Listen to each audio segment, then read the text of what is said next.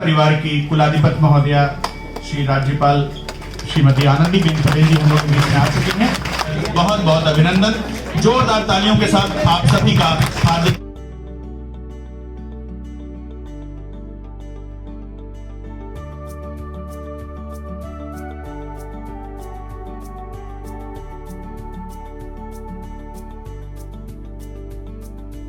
प्रयास है जो सामाजिक कुरीतियों को दूर करने में सहायक सिद्ध होंगे।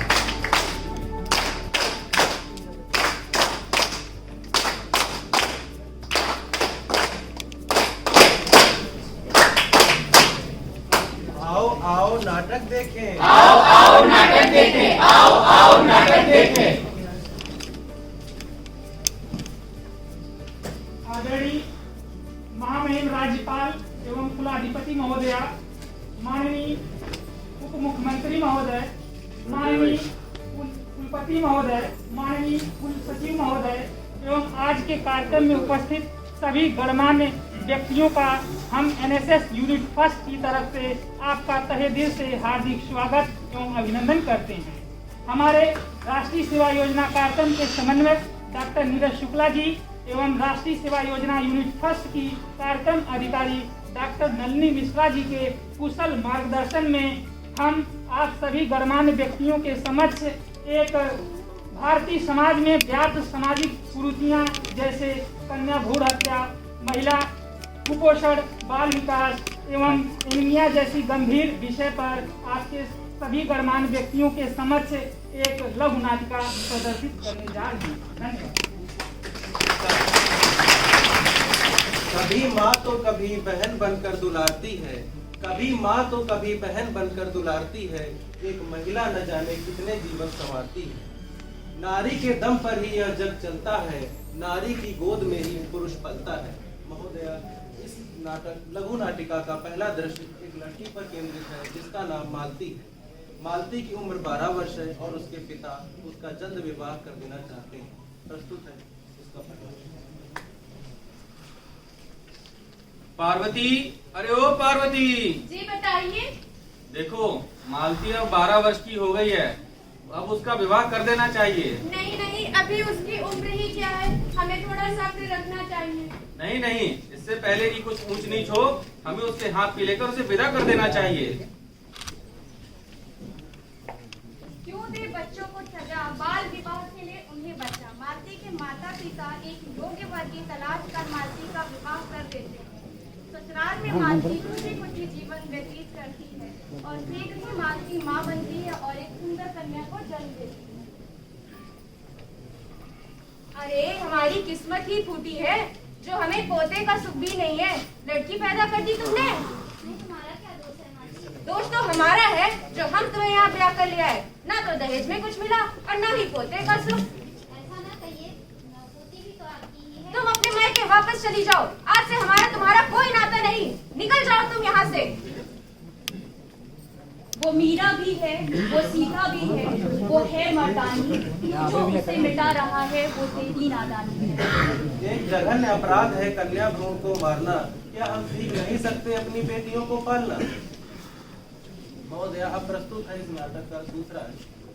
इस मुर्गे की बात के साथ सुबह की शुरुआत होती है।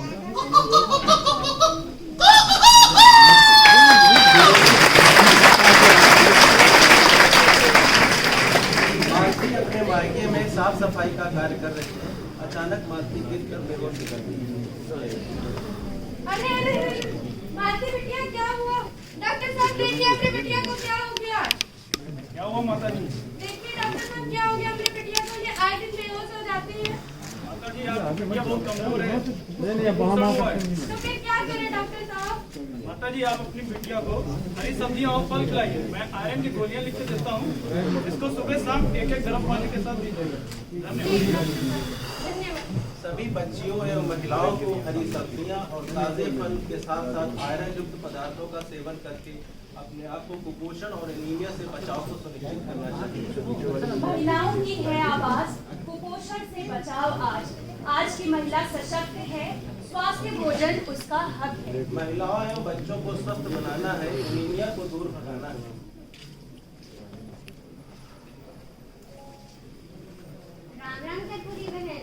बहन। और बताओ बहू कैसी है तुम्हारी? अरे मत पूछो, हमने उसे घर से निकाल दिया। लड़की को जन्म दिया था उसने। अरे तो क्या हुआ, समय और सोच बदल रही है, ये तुमने अच्छा नहीं किया। गलत किया।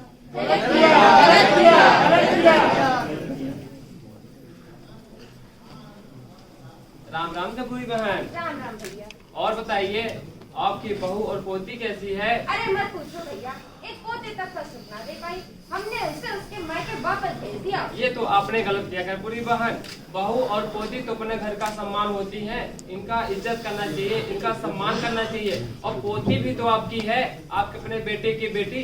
आपने गलत किया कपूरी बहन। गलत किया, गलत किया, गलत किया, गलत किया। अजय सुनते हो श्याम के बाबूजी? हाँ कपूरी, क्या कह रही? सारे समाज में हमारी बेइज्जती हो रही है। हमसे बहुत बड़ी भूल हो गई। हमें बहू को घर वापस लाना चाहिए। सही कह रही हो, हमें चल के उनसे माफी मांगना चाहिए। पार्वती बहन, हमें माफ कर दो, हमने बहू के साथ बहुत गलत किया है। कोई बात नहीं भाई साहब। चलो बहू, वापस घर चलो हमारे साथ। मालती, मुझे भी माफ कर दो। मैं भी माँ बाबू जितना ही कसूरवार हूँ। मुझे इन्हें समझाना चाहिए था। अब हमें माफ कर दो और हमारे साथ घर चलो। चलो देर से ही सही, तुम्हें अपनी गलती का एहसास तो हुआ। हाँ बहू, मुझे माफ कर दो। कहाँ है मेरी बिटिया रानी?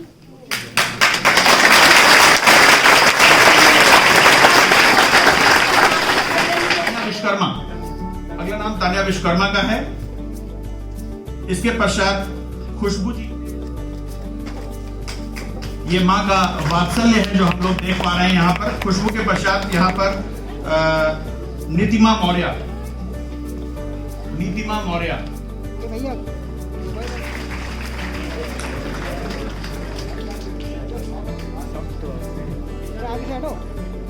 इस लोगों को डॉक्टर सचिन शेखर, जो हमारे यहाँ मासकाम विभाग के असिस्टेंट, जहां से संगीता यादव जी होंगी, वहां की कार्यकर्त्री हैं।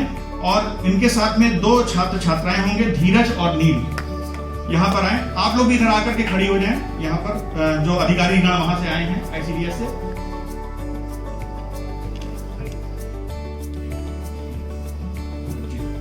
हमारी राष्ट्रीय सेवा योजना की कार्यक्रम अधिकारी डॉक्टर तनु डन जी से आग्रह है कि वो इस कार्य को संपादित कराएं।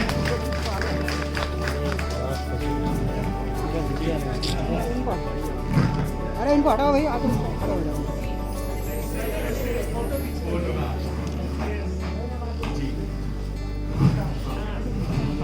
ये फल की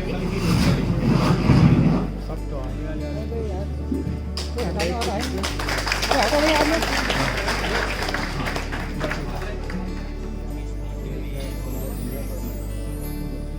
अरे इनको हटा दो यार, कोई है आगे? करता हूं अपने विश्वविद्यालय के यशस्वी कुलपति प्रोफेसर विनय कुमार पाठक जी से कि वो आज की मुख्य अतिथि माननीय श्री राज्यपाल कुलाधिपति महोदया को ये पौधा प्रदान करके उनका स्वागत करें, उनका इस परिसर में अभिनंदन करें। ये तुलसी का पौधा है, हरिप्रिया नमस्तुभ्यम। तुलसी अपने औषधीय गुणों के कारण सुविख्यात है। जहाँ पर तुलसी का वास होता है वहाँ पर कोई भी बाधा नहीं होती है। हमारी आज की सभा के विशिष्ट अतिथि प्रोफेसर डॉक्टर दिनेश शर्मा जी, जो उप मुख्यमंत्री हैं उत्तर प्रदेश सरकार, उनका भी पौधा देकर के स्वागत, उनका भी अभिनंदन। बहुत बहुत स्वागत, बहुत बहुत अभिनंदन।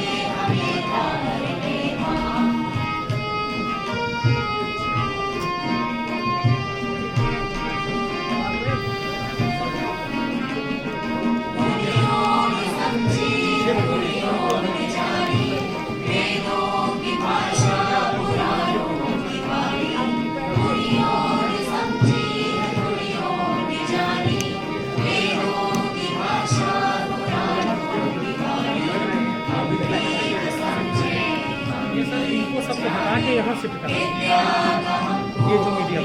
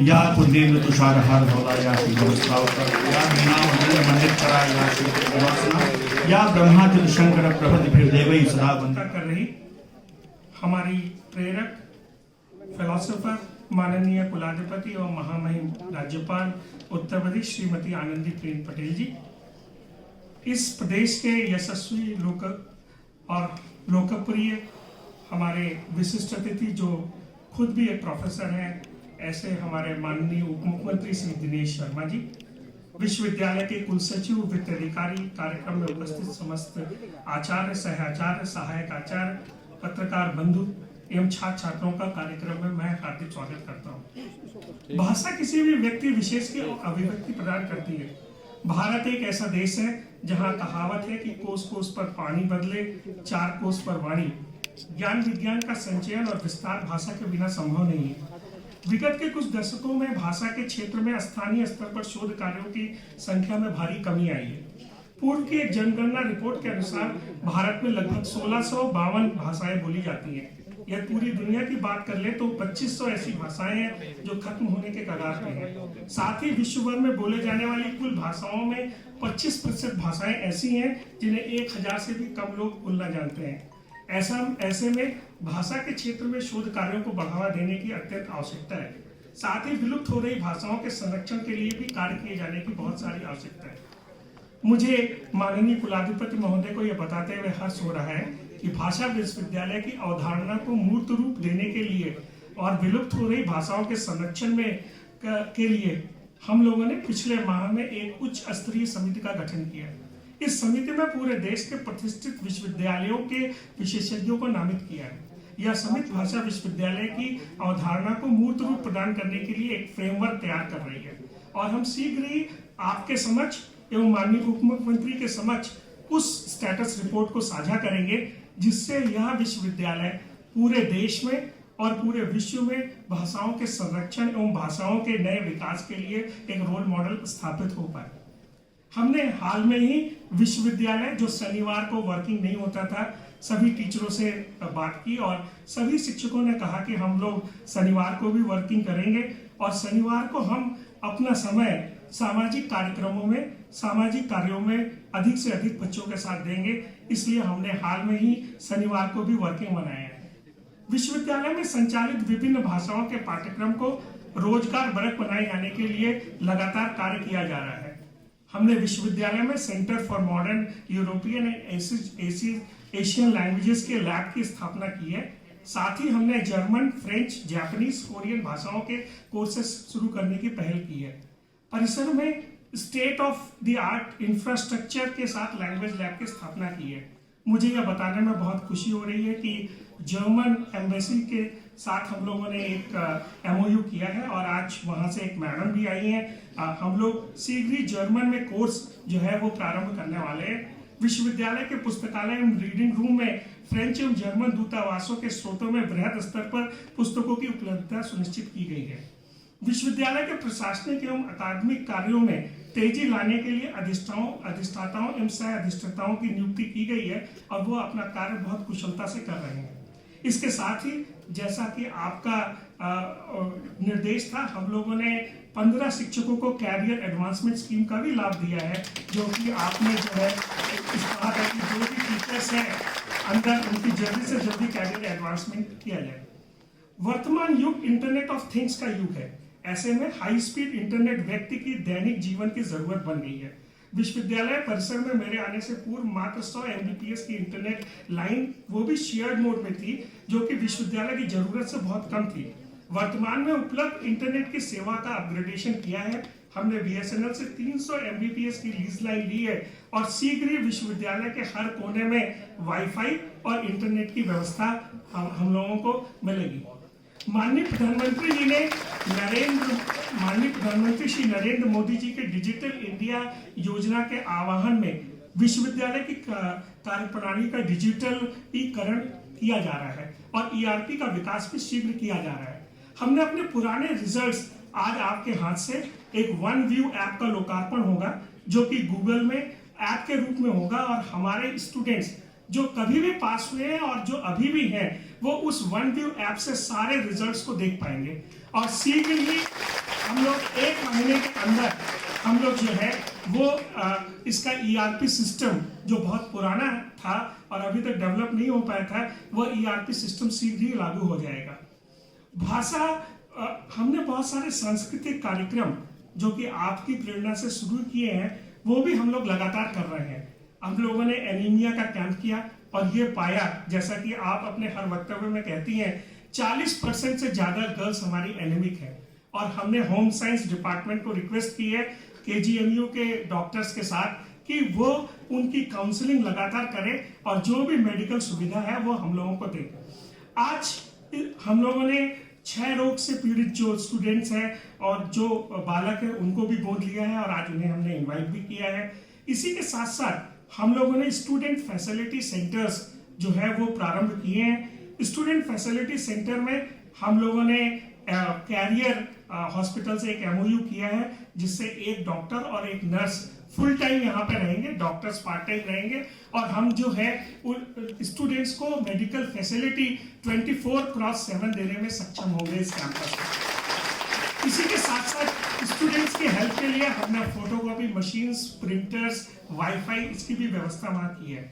हमारे गर्ल्स के कॉमन रूम की भी व्यवस्था हुई है और गर्ल्स का कॉमन रूम में हम लोगों ने टेबल टेनिस, कैरम बोर्ड और इत्यादि सब व्यवस्थाएं की हैं। हम लोग शीघ्र ही होम साइंस डिपार्टमेंट से गर्भ संस्कार का कोर्स भी प्रारंभ करने की इच्छा रख रहे हैं। हमने अपने दोनों फैकल्टी मेंबर्स को यह रिक्वेस्ट की है कि वो जो है गर्भ संस्कारों के कोर्स को जो है वो प्रारंभ करें और जो है वो हमारी जो बेटियां हैं उनको उस कोर्स से करें और वो कोर्स आगे चलकर हम लोग क्रेडिट कोर्स में भी लाने का प्रयास करेंगे। अभी हम वो कोर्स MOOCs के फॉर्म में, मैसिव ओपन ऑनलाइन के फॉर्म में हम लोग डेवलप करने का कोशिश कर रहे हैं। यहाँ के स्टूडियो स्टेट ऑफ आर्ट का स्टूडियो था। आपको बताने में बहुत खुशी हो रही है कि IT एनेबल्ड में हमारे सारे फैकल्टी मेंबर्स लगातार अपने कोर्सेज को हम जो है वो वीडियो में बना रहे हैं और हम लोगों का टारगेट है कि इस मंथ के लास्ट तक, जब आप दीक्षांत में हम लोग को दीक्षा उपदेश दें, तब तक हम लोग 500 वीडियो YouTube पे अपलोड कर पाए और सारे फैकल्टी मेंबर्स हम लोग अपलोड कर पाए।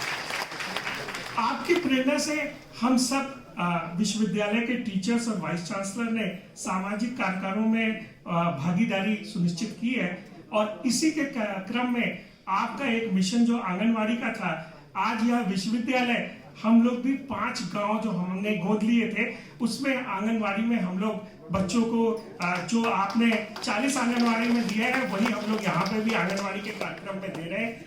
साथ ही साथ यहाँ हमारे जो स्टूडेंट्स हैं और नीरज जी जो हमारे NSS के कोऑर्डिनेटर हैं, उनकी अगुवाई में यहाँ के स्टूडेंट 2 घंटे आंगनवाड़ी के बच्चों के साथ क्लासेस भी लेंगे, ऐसा हम लोगों ने संकल्प लिया है। इसी के साथ साथ बहुत अन्य भी सामाजिक कार्यक्रमों में हम लोग पार्टिसिपेट कर रहे हैं। भाषा विश्वविद्यालय और भाषा बिना तकनीकी के आज मूर्त रूप नहीं ले सकती है, इसीलिए हम लोगों ने यह सोचा है कि उर्दू, फारसी और पर्शियन में जो भी लिटरेचर है उसमें मैंने डॉक्टर असरफी को रिक्वेस्ट की है कि वो एक ऐसा प्रोजेक्ट बनाए जिससे हम लोग जो हमारे स्क्रिप्चर्स है उनको डिजिटाइजेशन का कार्यक्रम प्रारंभ कर सकें। संस्कृत, पाली और जितनी भी बोलियां हैं उन पे भी हम तकनीक रूप से कैसा कार्य कर सके, इसके लिए भी हम लोग लगातार प्रेरणा कर रहे हैं। हमारी सारी लैंग्वेज लैब्स भी एक्टिव हो रही हैं। मैं आपको ये बताने के लिए कहता हूँ कि सभी टीचर्स ने मिलकर इस समय हम लोग जो है भाषा विश्वविद्यालय को जो उसकी मूल अवधारणा है ऐसा मूर्त रूप मिले, इसके लिए प्रतिबद्धता से कार्य किया जा रहा है।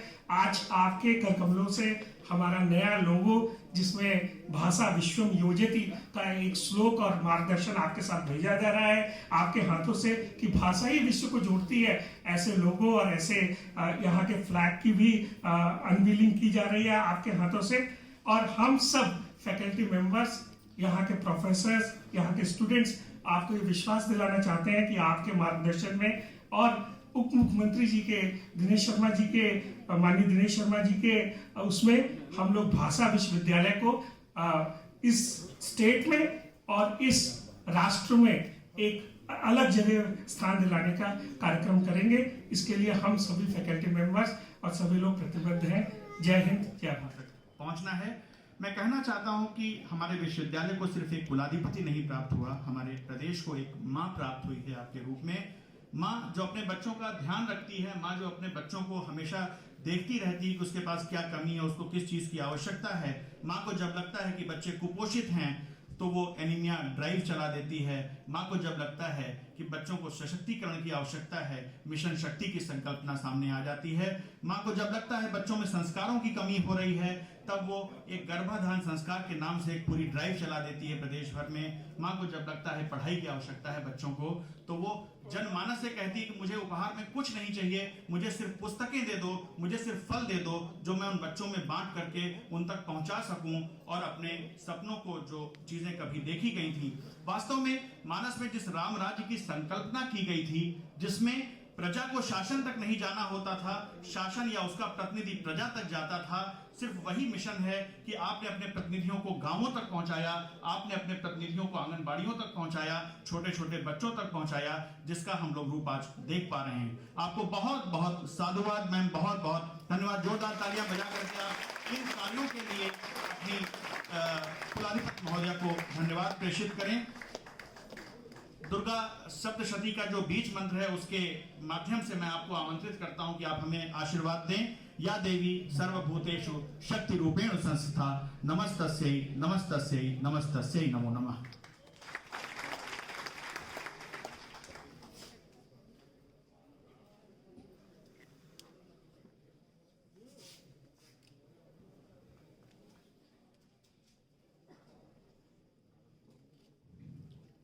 प्रदेश के उप मुख्यमंत्री, शिक्षा विभाग के मंत्री,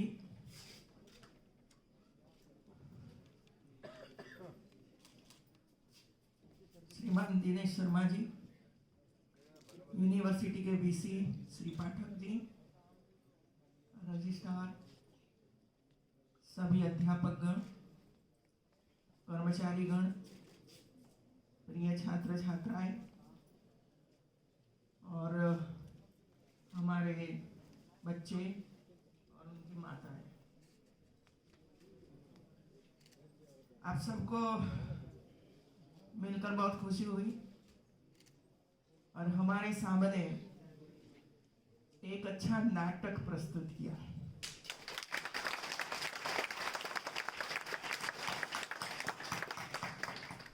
और मुझे जो कहना था वो सब आपने बता दिया।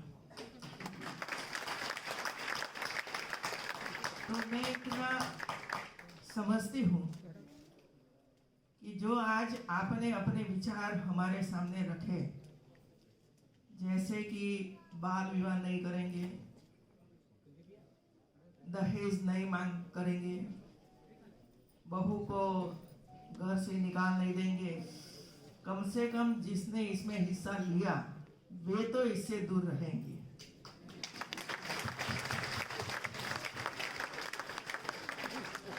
चलो इतना तो परिवर्तन होगा। सही है कि गलत है? कम से कम आप तो इसमें मत पड़िए, क्योंकि सच्ची शिक्षा तो वही है। हम कुछ बोले, किसी के सामने कोई विषय प्रस्तुत करें, कोई सांस्कृतिक प्रकृति में हिस्सा लेकर हम उद्बोधन करें, कम से कम वो अपने जीवन में तो आना ही चाहिए और वो ही बदलाव है मित्रों। और इसी वजह से जिसको भी ये विचार आया और इधर आप सबने बहुत ही अच्छी तरह से ये प्रस्तुत किया, तो मैं आप सबको बहुत बहुत बधाई देती हूँ।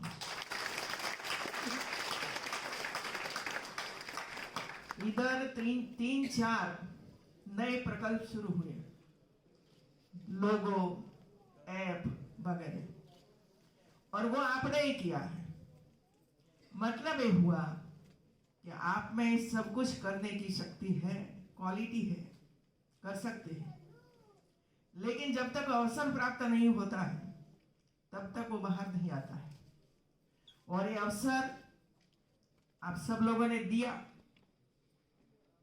और इसमें से वो निकल कर आया और हमारे सामने प्रस्तुत किया कि ये हमारा लोगो है जो भाषा पूरे विश्व को जोड़ती है। उत्तम विचार इसमें रखा है।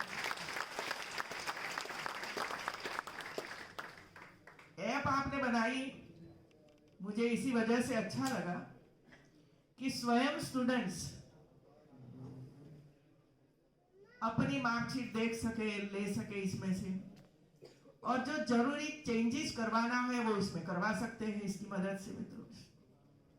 और इसी वजह से बार बार यूनिवर्सिटी में आना या तो कॉलेज में जाना, हमारा जो क्लार्क है नहीं होगा तो आपको एक बार फिर से जाना पड़ेगा, ऐसी कई असुविधाएं हमारे छात्र छात्राओं को पड़ती है।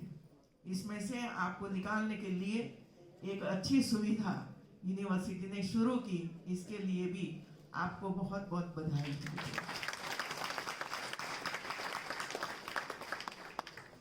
मुझे कहा गया कि इधर और दिखाया मुझे मेडिकल सेंटर भी आपने शुरू किया, और ऊपर एक सिर्फ लड़कियों के लिए एक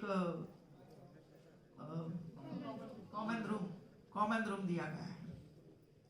तो मैंने एक सुझाव दिया है और आप काम कर रहे हैं मित्रों, क्योंकि जो एक टेस्ट हुआ, ब्लड टेस्ट हुआ, और ये ब्लड टेस्ट जो हमारी लड़कियों के लहू में हीमोग्लोबिन का प्रमाण 13% 16% तक होना चाहिए, इसमें से 40% लड़कियां ऐसी हैं जिसके खून में 10% से कम HB है। यह हमारे लिए चिंता का विषय है मित्रों। अभी न घर देखता है, न परिवार देखता है, न माँ को चिंता है, न पिता को चिंता है, तो कम से कम हम तो चिंता करें, यूनिवर्सिटी तो इसकी चिंता करे, बताए तो सही कि देखो बेटा आपके लहू में 10% से कम हीमोग्लोबिन है। तो क्या स्थिति बनेगी जब आप बड़े हो जाओगे, विवाह करोगे, बच्चे पैदा करोगे, तो कैसे बच्चों का जन्म होगा। और पूरा विश्व और पूरा भारत कुपोषण से जूझ रहा है, और हमें बताया जाता है कि इतने % कुपोषित बच्चे हैं देश में, लेकिन इसके मूल में क्या है वो नहीं देखते। जब तक हम हमारी बेटियों की ओर नहीं देखेंगे और बेटियों को सशक्त नहीं करेंगे, तब तक ये जो बीमारी है वो बीमारी में से हम बाहर नहीं निकलेंगे। और इसी वजह से ये प्रयास हो रहा है पूरे भारत में कि कुपोषण में से भारत मुक्त कैसे हो। इसके लिए काफी प्रयास हो रहा है मित्रों, इसमें हमें भी जुड़ना है। मैं तो सभी अध्यापक और इधर जितने कर्मचारी हैं, उसके घर में 10 साल से बड़ी उम्र वाली बेटी है तो उसको खून का टेस्ट अभी करवाना चाहिए और देखना चाहिए कि मेरी बेटी तो स्वस्थ है ना। ये देखना पड़ेगा, हर व्यक्ति अपने घर में जो बेटी है उसको रोल देखे। सिर्फ इतना ही नहीं, लेकिन आपको ये भी आगे जाकर प्रयास करना पड़ेगा कि जो 40% बेटियां है यूनिवर्सिटी में, उनके लिए एक सेमिनार वगैरह रखा जाए, डॉक्टर को बुलाया जाए, उसके मदर फादर को भी बुलाया जाए और इसके सामने ये विषय रखा जाए, और इसकी वजह से क्या होगा भविष्य में, इसकी बातें भी इसके बीच में की जाए कि जिसकी वजह से घर में भी उस पर ध्यान रखा जाए। और जो ये कॉमन रूम है, ये सिर्फ कॉमन रूम नहीं बननी चाहिए, संस्कारशील बच्चियों को पैदा करने के लिए, बनाने के लिए भी वहां प्रयास होना चाहिए। गर्भ संस्कार हमें ऐसा मानते हैं कि बच्चे का जन्म के बाद ही उस पर ध्यान दिया जाना है, ऐसा नहीं है। गर्भ में भी 9 महीने तक जब बच्चा रहता है, बड़ा होता है, तब इस पर अपने घर में क्या व्यवहार हो रहा है, क्या लड़ाई झगड़ा हो रहा है, क्या खाया पिया, ये सब की इफेक्ट जो पेट में बच्चा है उस पर पड़ता है। इसके सारी इंफॉर्मेशन, सारे फोटोग्राफ एक कॉमन रूम में रखा जाए और हमारी जितनी बेटियां इधर हैं ये सब उसको देखे, सोचे और भविष्य में उसका उपयोग हम कैसे कर सकते हैं उस पर विचार करें मित्रों। और अच्छी बात है, उस पर एक कोर्स भी शुरू किया जाए। और अभी जो नई शिक्षा नीति आई है इसमें तो काफी कुछ हम कर सकते हैं। 70% जो किया है वह ऊपर से आएगा, बाकी 30% सिलेबस अपने तरीके से हम इसमें रख सकते हैं। और वो ही काम हमें करना चाहिए कि 30% में हम क्या रखें, तो ज्यादा से ज्यादा हमारी जितनी समस्याएं हैं, देश की समस्या हो, किसानों की समस्या हो, महिलाओं की समस्या हो, बच्चों की समस्या हो, समाज एक कुरीतियां है, कुरिवाज है, ये सब इसमें आना चाहिए, जिसकी वजह से छोटी उम्र से बच्चे उस पर विचार करें और एक मक्कम निर्धार करें कि हम जब इधर से आगे जाएंगे तब कम से कम ये जो सब है हमारे समाज की समस्या है, ये समस्या मैं मेरे परिवार में और मैं मेरे जीवन में आने नहीं दूंगा। ये मक्कम निर्धार के साथ हमें जाना पड़ेगा मित्रों। देखिए, आजादी तो मिल गई, लेकिन आजादी के बाद हमारे देश ने लोगों ने, और जो खास करे थे स्वतंत्रता सेनानी थे, वे लोगों ने, जिसने भी हिस्सा लिया, जो शहीद हो गए, ये सब के मन में एक ही भाव था कि हमारा देश स्वतंत्र बने। और स्वतंत्र बनने के बाद हमारी शिक्षा, हमारी हेल्थ, हमारा आचार विचार, हमारी संस्कृति, ये सब भारतीय हो। लेकिन शुरू से जो काम करने की आवश्यकता थी वो नहीं हुआ मित्रों। और इसी वजह से देखिए कि इतने सालों के बाद इतने बजट आ गए, अब्बों रुपया का हम लोगों ने खर्च किया, फिर भी देश में कई ऐसे गरीब रहे कि जो छत भी नहीं मिली, आवास नहीं मिला, आवास नहीं कर पाए। 30-40 हजार रुपया बचाते कि चलिए हम 10 साल के बाद, 15 साल के बाद तो कम से कम एक छोटा मकान ले लेंगे, लेकिन घर में बीमारी आ गई, कैंसर हो गया, एक्सीडेंट हो गया, ऑपरेशन में खर्च चला गया, तो जो लक्ष्य रखा था कि मुझे मकान चाहिए, वो मकान नहीं मिला। वैसी स्थिति में वे लोग रहे। ये सरकार बनी तो आवास की योजना बनी मित्रों, और 2022-24 तक भारत में एक परिवार ऐसा नहीं होना चाहिए कि जिसके माथे पर छत न हो मित्रों। ये मानवता का सवाल है, ये संवेदनशीलता का सवाल है मित्रों। गरीबाई वैसे बोलने से नहीं जाएगी। गरीबाई दूर करना है तो जो गरीबाई के कारण है वो कारण हमें दूर करना पड़ेगा। और ये कारण एक गरीबाई, मकान नहीं है, वो देने की शुरुआत की। हमारी महिलाएं लकड़ी से किचन में काम करती थी, रसोई करती थी, मैंने भी किया है। लकड़ी का ही यूज होता था हमारे समय में, तो गैस तो था ही नहीं, और कितनी परेशानी होती थी तो हम सबको पता है। पूरा घर धुआं से छा जाता था, बच्चे खेलते थे इसमें, छोटे छोटे बच्चे भी वहां ही बैठते थे मां के आसपास, और सबसे ज्यादा धुआं महिला के शरीर में ही जाता था। तो उसको कैंसर न हो तो क्या होगा, उसकी बीमारियां। क्या कभी किसी के मन में आया कि हमारी महिलाओं को जो ये परेशानी है, समस्या है, बच्चों के भी ये समस्या है, बच्चों के लिए भी समस्या है, तो उसको दूर करना चाहिए। लेकिन इसके पहले गैस के लिए पूरी योजना बनाई, लाइनें डाली गई, उत्पादन किया गैस का, और बाद में निर्णय लिया कि हर घर गैस पहुंचाया जाए। और आज मेरी कई महिलाएं मिलती है तो खुशी खुशी से बोलती है कि घर में गैस आ गया है, गरम गरम भोजन मिलता है, वो महिलाएं बोलती हैं। और इस बार भी देखो, ये बजट में 1 करोड़ महिलाओं को गैस दिया जाएगा, गैस दिया जाएगा। ये समस्या दूसरी, स्वास्थ्य पर सीधी असर इसकी। डॉक्टर देखते रहते थे, दवाइयां लिखते रहते थे, लेकिन बीमारी का मूल कारण क्या है उस पर सोचने की आवश्यकता थी। नहीं सोचा गया, हम आगे बढ़े मित्रों। हमारे बीच में छोटे छोटे बच्चे हैं, देखिए मित्रों, क्या हमें उस पर दया नहीं आती? एक बच्ची को मैंने पूछा पढ़ती हो, तो उन्होंने बोला कि ना नहीं पढ़ती हूं। ऐसे छोटे उम्र वाले बच्चों के लिए हमारा कोई दायित्व है कि नहीं है? हमारी कोई फर्ज है कि नहीं है मित्रों? हमारे प्रधानमंत्री ने तो ये कहा कि 2022 तक हमें भारत को टीबी मुक्त बनाना है। 2025 तक भारत को टीबी मुक्त बनाना है। पूरे विश्व ने तो ये किया कि 2030 तक हम पूरे विश्व को टीबी मुक्त बनाएंगे। लेकिन देखिए संवेदनशीलता,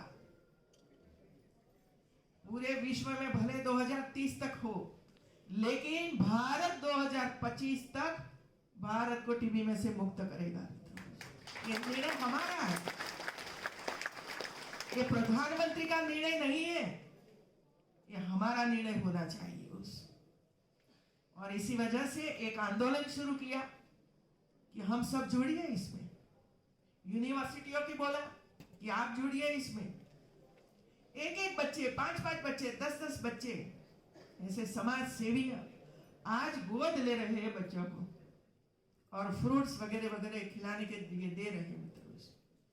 तो आज मुझे खुशी हुई कि यूनिवर्सिटी ने ऐसे बच्चों को गोद लिया है और आज बच्चों को खाने के लिए फ्रूट्स वगैरह वगैरह दिया है मित्रों। और मैं आपको ये कहती हूं कि 5 महीने के भीतर ये सभी बच्चे टीबी में से मुक्त हो जाएंगे। ये गारंटी है मित्रों। और अच्छा जीवन जिएंगे, सभी बच्चों के साथ खेलेंगे, स्कूल में पढ़ने के लिए जाएंगे और अपना कैरियर बनाएंगे मित्रों। दूसरा, हमारे बच्चे तो बड़े बड़े स्कूलों में, बड़े बड़े मकानों में पढ़ते हैं, पहली कक्षा से कंप्यूटर में हाथ लगाते हैं, लेकिन झुपड़पट्टी में रहने वाले गरीब वर्ग के लोग, उनके बच्चे, उनकी बच्चियां कहाँ जाती है? तो झुपड़पट्टी में आंगनवाड़ी रहती है, अस्वच्छता है, गंदगी है, वहां ही आंगनवाड़ी और वहां ही हमारे बच्चे इकट्ठे होकर कुछ कुछ सीखते हैं मित्रों। और संख्या भी बहुत कम रहती है, क्योंकि वहां जाकर करना क्या है? कोई खेलने का साधन नहीं होता है, बैठने के लिए आसन नहीं है, लिखने के लिए टेबल नहीं है, खाने के लिए अच्छा पोषण युक्त आहार नहीं है, शुद्ध पीने का पानी होना चाहिए, इसमें भी अभाव है। ऐसी स्थिति में हमारे बच्चे आए तो उसके लिए भी हमें सुविधा करनी चाहिए और मैं हमारे पाठक जी को अभिनंदन करती हूँ।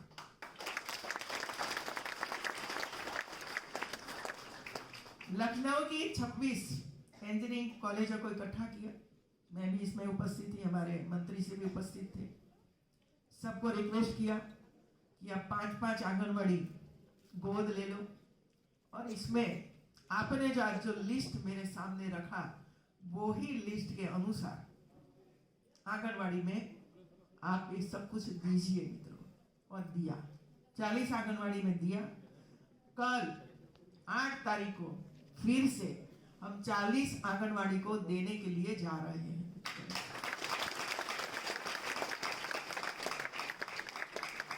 इसके बाद 50 आंगनवाड़ी में देंगे। 26 इंजीनियरिंग कॉलेज 5-5 आंगनवाड़ी गोद ले रही है, मतलब 130 आंगनवाड़ी में। और आज आप लोगों ने 5 आंगनवाड़ी गोद लिया और इनको ये सब कुछ दे रहे हैं मित्रों। बाहर सब कुछ रखा है, कितना बढ़िया काम हो रहा है मित्रों। वो ही नई शिक्षा नीति है, ऐसी मैं मानती हूँ मित्रों।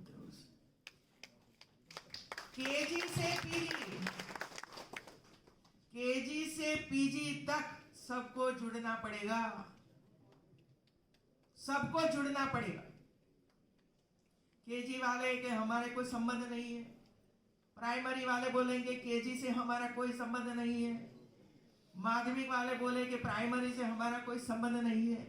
यूनिवर्सिटी तो अलग ही है, हम तो किसी को मानते नहीं है, किसी को बोलते भी नहीं है। हम तो अच्छे पढ़े लिखे पीएचडी हुए राइटर है, हम तो वो है, हम तो वो है, इसके कोई नाता नहीं हमारे साथ। मित्र ऐसा नहीं, इस समाज के साथ हम जुड़े हुए हैं, समाज के साथ हमें जुड़े। आपको पढ़ाया किसने? किसने खर्च किया? किसने बड़े बड़े बिल्डिंग बनाए? तो क्या आगे जाकर हम किसी की उंगली नहीं पकड़कर उसको आगे नहीं ला सकते हैं? ये ही हमारा काम है मित्रों, और वो ही हमें करना चाहिए मित्रों।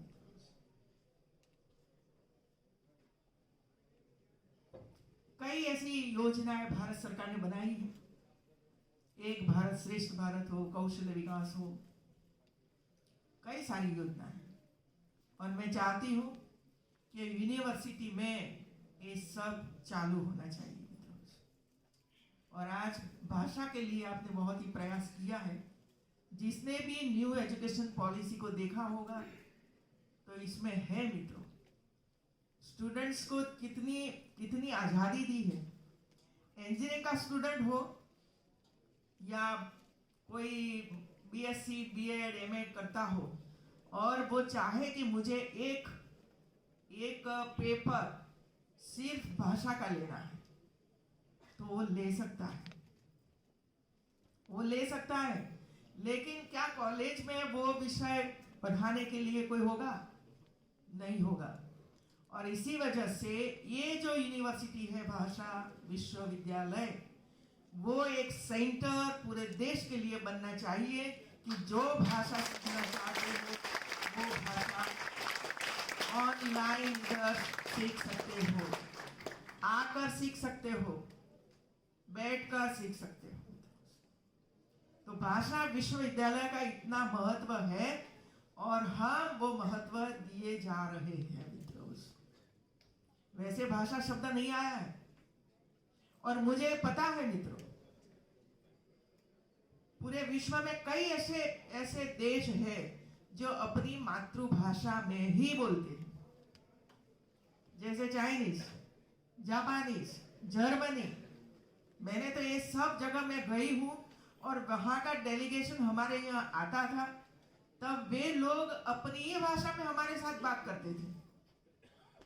हम तो समझ भी नहीं पाते थे कि वो क्या बोल रहे हैं, ट्रांसलेशन करवाना पड़ता था। और कभी कभी मैं तो बोल ही लेती थी कि आपको अंग्रेजी नहीं आती है? तो बोलते हैं ना हम तो सीखे ही नहीं है, हम हमारे बच्चों को सिखाते ही नहीं है। मातृभाषा में शिक्षा, और ये नई शिक्षा नीति में इसका प्रावधान किया गया है कम से कम 5 कक्षा तक मातृभाषा में सिखाया जाए। तो ये जो भाषा है वो सीखनी पड़ेगी, क्योंकि इंटरनेशनली हमारा व्यापार हो रहा है, हमारे बच्चे जा रहे हैं, वहां के हमारे बच्चे आ रहे हैं इधर सीखने के लिए। अब पूरा विश्व एक ही विश्व बन रहा है, और हमारा तो भाव है वसुधैव कुटुंबकम, पूरा विश्व हमारा कुटुंब है, हमारा परिवार है। और इसी वजह से जब जापानी लोग आते थे, चर्चा करते थे, उद्योग डालना है, वो डालना है, तो इसकी चर्चा हम उनके माध्यम से उसके साथ शेयर करते थे। फिर हमने सोचा कि हमारी यूनिवर्सिटी में ये क्यों नहीं है, शुरू कीजिए। क्योंकि वहां होता था, जापानीज लोगों ने गुजराती हो या हिंदी भाषी हो, वे लोगों को वो भाषा सिखाई, और वो ट्रांसलेशन बनकर वो डेलीगेशन के साथ वहां भारत में आते थे, हमारे साथ बैठते थे। तो हम लोगों ने शुरू करवाया, और जरूरी है सब कुछ, और इसी वजह से आपने शुरू किया है, तो एक अच्छी बात है। इसमें वीसी की आवश्यकता मैं आज आप सबके सामने रखना चाहती हूं मित्रों। वीसी की दीर्घदृष्टि होनी चाहिए। भारत में अभी धीरे धीरे करके, अभी कल ही 8 तारीख को 3 स्टेट के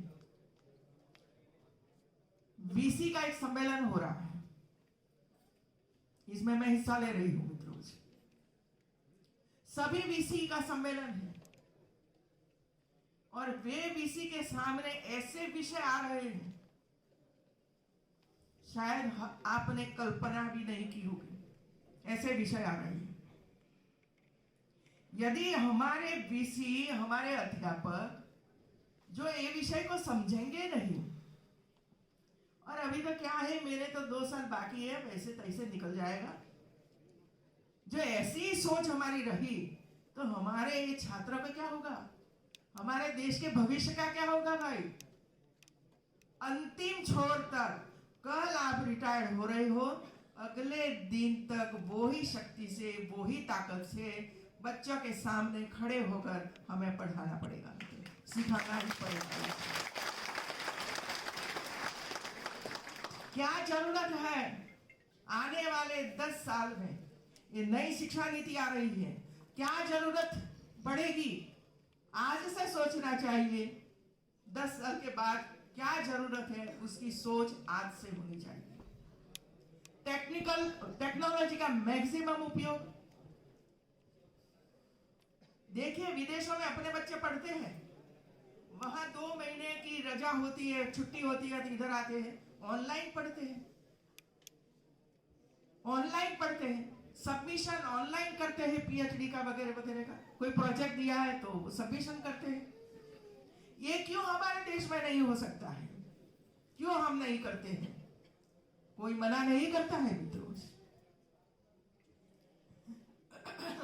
लेकिन इसके लिए समय देना पड़ता है, काम करना पड़ता है, सोचना पड़ता है, टीम वर्क करना पड़ता है। ये जब तक हमारे यूनिवर्सिटी नहीं होगा तब तक हमारी यूनिवर्सिटी आगे नहीं बढ़ सकती है मित्रों। हमारे बच्चों में कोई खामी नहीं है, मैं बताती हूँ। मैं तो प्राइमरी बच्चों को भी मिलती हूँ, आंगनवाड़ी के बच्चों के साथ भी बैठती हूँ, और उनके साथ जब चर्चा करते हैं, कहीं पूछते हैं, तो इतना सुंदर मजा के जवाब देते हैं मित्रों। मैं बताऊं, मैं एक 5वीं कक्षा के स्टूडेंट्स थे और रिसेस थी, तो रिसेस में मैं वहां गई थी, तो बच्चे खेलते थे, लेकिन एक क्लास में 8-10 बच्चे, एक टीचर वहां बैठे थे और बच्चे नोटबुक पर कुछ न कुछ लिखते थे। जब मैं वहां पहुंची और मैंने पूछा कि भाई तो रिसेस का समय है, सब बच्चे बाहर नाश्ता करते हैं, आप क्यों अंदर बैठे हो, लिखते हो, आपको कुछ सजा की है, क्या किया है?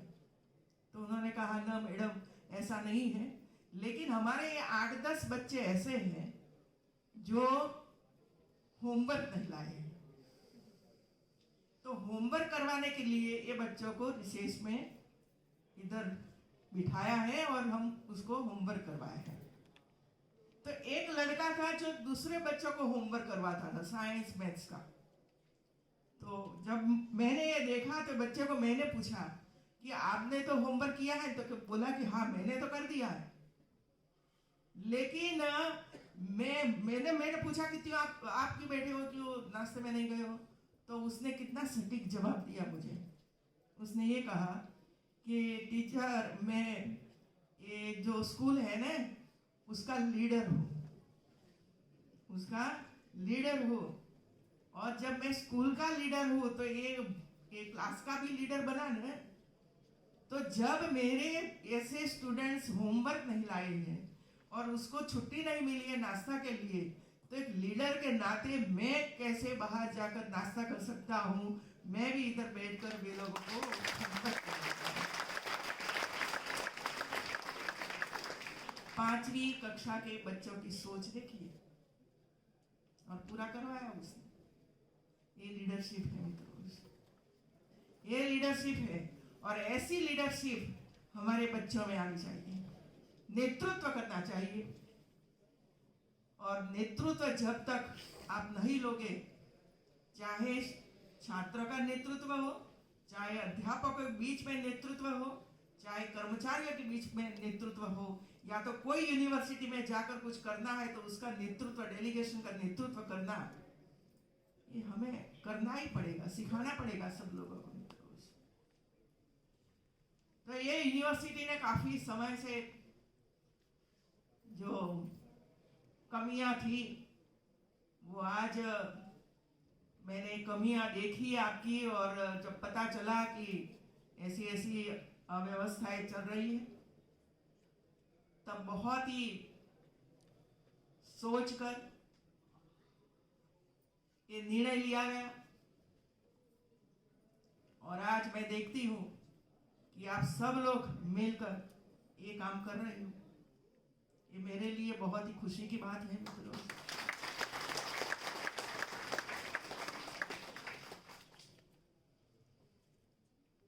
अभी ये मत सोचना कि पाठक जी इधर रहने वाले हैं। मैं बता देती हूँ, कुछ छुपा नहीं रखती हूँ। जो सही है वो हम नहीं बोलेंगे, नहीं बताएंगे, तो वैसा ही वैसा चलता रहेगा मित्रों। अच्छी बात बताओ, साथ में गलतियां भी बताओ, कमियां भी बताओ कि ये हमारी कमियां हैं। मेरे पास जब कोई विषय आता है तो मैंने वो कर दिया, वो कर दिया, वो कर दिया, तब मैं 10 प्रश्न पूछती हूँ, उसका क्या, उसका क्या, उसका क्या, तो पकड़ जाते हैं। हाँ, तो मैं ये कहती दोनों बताइए ना भाई, दोनों बताइए। और ये नहीं किया है तो इसके पीछे का कारण क्या? क्या ग्रांट नहीं है, क्या कोई काम करना नहीं चाहता है, या आपके प्रायोरिटी में नहीं है, क्या है, ये बताइए। तो ये खुले दिल से सबकी चर्चा होनी चाहिए सबके बीच में मित्रों। दूसरा जो आधार स्तंभ है, बीसी, प्रोईसी, फिर फाइनेंस कंट्रोल, एग्जामिनर और रजिस्ट्रार, ये 5 की टीम तो होनी ही चाहिए भाई।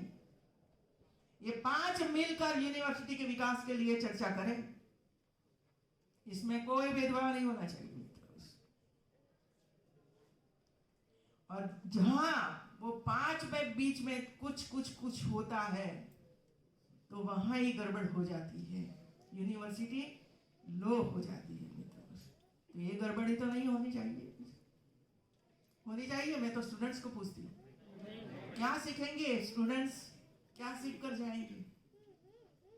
वो आप सबको आदर्श मानते हैं, अध्यापक इसके सामने हैं, उनको आदर्श मानते हैं, लेकिन आदर्श के गुण तो होने चाहिए ना। क्वालिटी ही नहीं है तो क्या करेंगे स्टूडेंट्स?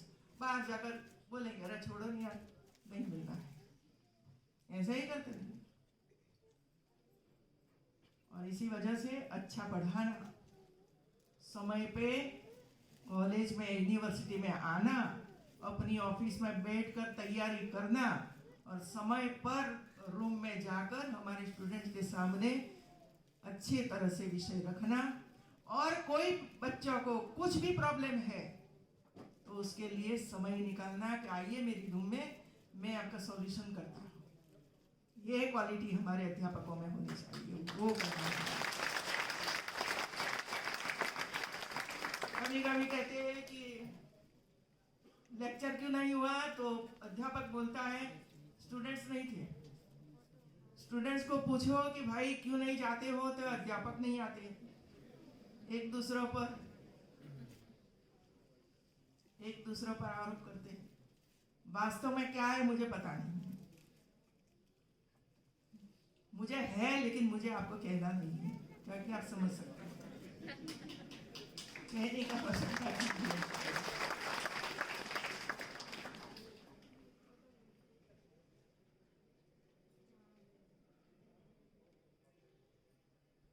तो काफी कुछ मैंने आपके सामने विषय रखा है। बहुत ही गंभीरता से कार्य कीजिए और स्पर्धा कीजिए दूसरी यूनिवर्सिटी के साथ। खेल के लिए स्पर्धा कीजिए, स्पीच के लिए स्पर्धा कीजिए। कई ऐसे विषय हैं जो अन्य यूनिवर्सिटियों, कॉलेजों के साथ हम स्पर्धा नहीं करेंगे, तब तक हमें पता ही नहीं चलेगा हम कहाँ खड़े हैं। हम कहाँ खड़े पता नहीं चलेगा। जब हमारे स्टूडेंट्स मान लो कि स्विमिंग में स्पर्धा करते हैं तब उनको पता चलता है कि वो स्टेट से हम पीछे हैं या तो आगे हैं। तो अंदर अंदर स्पर्धा होती है, फिर आगे जाकर एशियन में स्पर्धा होती है, तब पता चलता है कि हम कितने पीछे हैं। और पीछे है तो स्टूडेंट्स को तैयारी करने के लिए कोच आता है, खिलाने वो पोषण देते हैं, सब कुछ देते हैं, क्योंकि हमें उसके साथ आगे जाना है। ये स्पर्धा से होती है, और स्पर्धा ऐसी ना हो, एक है ना कि वो फ्रॉग होते हैं तो एक पैर पकड़ते रहते हैं, उसको नीचे खींचते रहते हैं, ऊपर चला ना जाए। ऐसी स्पर्धा नहीं होनी चाहिए कि वो मेरे से आगे कैसे जाए, उनको पकड़ो, वो आगे ही नहीं बढ़े।